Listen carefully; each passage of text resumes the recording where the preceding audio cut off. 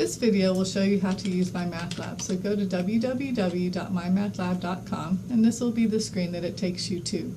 You should have already bought an access code, and just so you know, the access code looks something like this. This is MyMathLab Student Access Kit.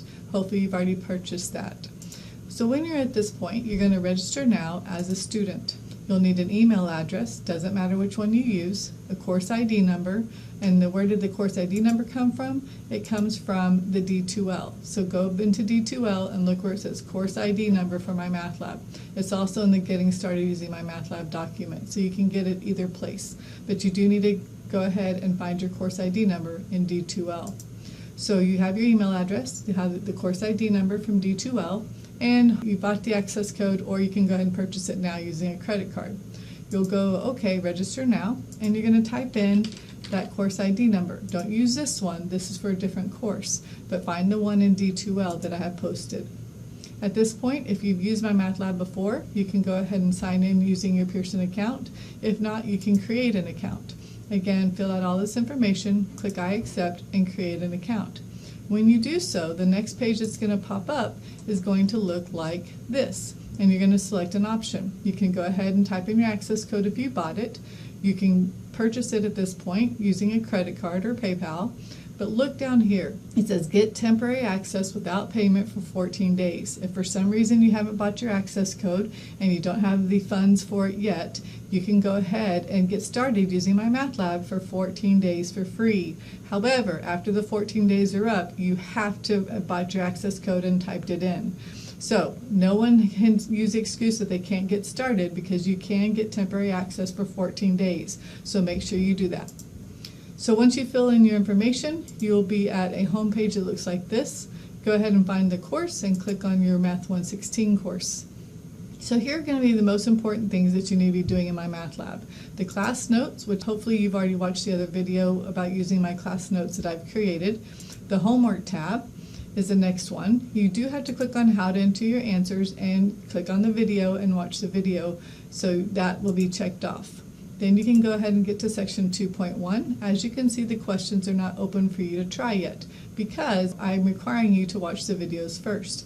This is a video that I created, section 2.1 class notes videos. Anytime you see all these different colors and so forth, these are the ones that I have created.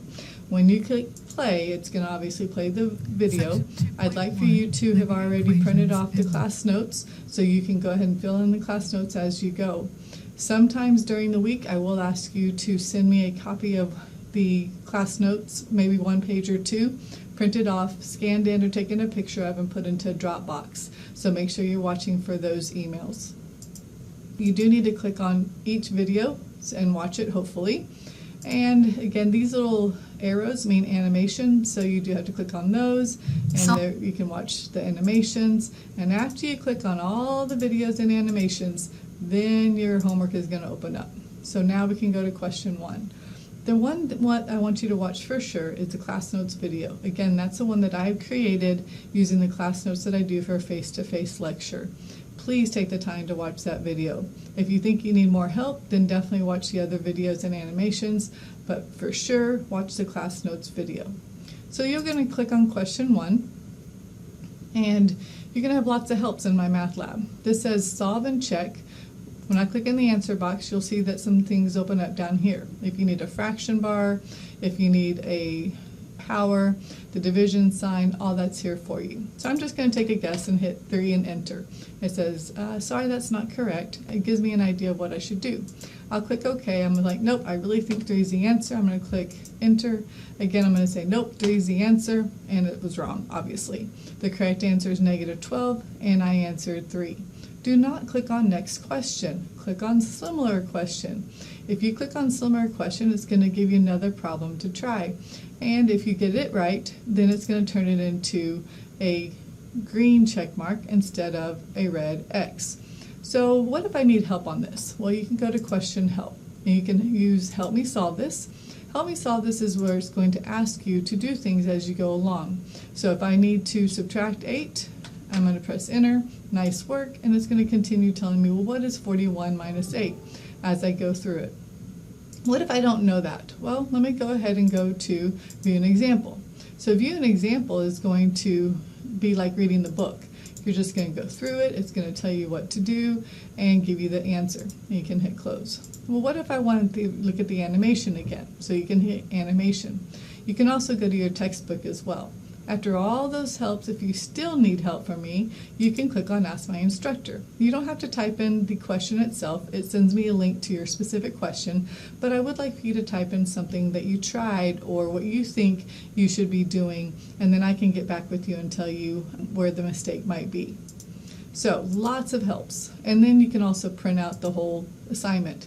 If you can't stay in front of a computer for too long, but you want to work on your homework, you can hit print the homework assignment, print it out, and then come back and type in your answers. So let's go ahead and see if we can get this one right. We're going to subtract 10 to the other side. That's going to give us 22. And divide by -2. That's going to give us a -11. So hopefully we're right. We're going to say yay. We can go on to the next question. As you can see, if you go back, you now have a green check mark. So now we'll go on to the next question. How many times can you get the answer wrong and click similar question? As many times as it takes for you to get it right. So you could do similar question over and over and over and over again till you get the right answer. Now, there is a way to cheat the system. If you go ahead and view an example and all you do is follow what they're doing here to what your problem is, you're going to get the right answer, but you're not going to know anything about the problem. So if you ever use a help button, I would definitely still back-click on this example. I would go ahead and hit similar question because I used a help, and then I would try it without a help. If you get it right, great. If you get it wrong, I would try using a help, but then hit similar question, and always do problems without a help to make sure you understand how to do it. Again, if you didn't watch the video but now you want to, you can click the Assign Media button. So hopefully that explains how your homework will go. Again, everyone should have about 100% on their homework because you can continue hitting similar question over and over and over again. You don't have to do the whole homework at one time. You can click save if you only get a couple of problems done. No big deal. Come back to it later. The next thing is the quizzes and tests. Your quizzes and tests are all going to be out of here. You're going to have 3 attempts only. Disregard that 4 right now. You'll have 3 attempts. And the quizzes are always going to be open for you from the very beginning, but don't try them until you have done your homework and got 75% or better. That's what this little flag is.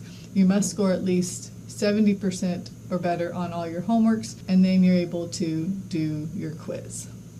The study plan, if you want some extra practice but don't want to mess up your homework score, you can go to the study plan and practice any section you want. You can click on all chapters and choose a chapter you want, the section you want, but that does not affect your score whatsoever. The grade book, obviously all where your grades are going to be, so make sure you're looking at your grade book. I have only done a little bit of 2.1. Start here is hugely important because this is where your chapter book is. So if I click on chapter 2 and chapter 2.1, here's my multimedia e-text. Because this is an online course, I do expect you to be reading the book online. The class notes are great, the videos are great, but again, being able to access your book, reading the sections, looking at the examples that they have in the book is what's going to help you throughout the semester as well. You use the little arrow keys up here to get to the next page. You can highlight things, you can tab things, you can do all kinds of stuff, and it'll save you because this is, in a sense, your ebook. So again, you just go to the section that you want and click on Multimedia e-text. Here's another way to get to the video, so if you want to watch the video again, you can do it that way.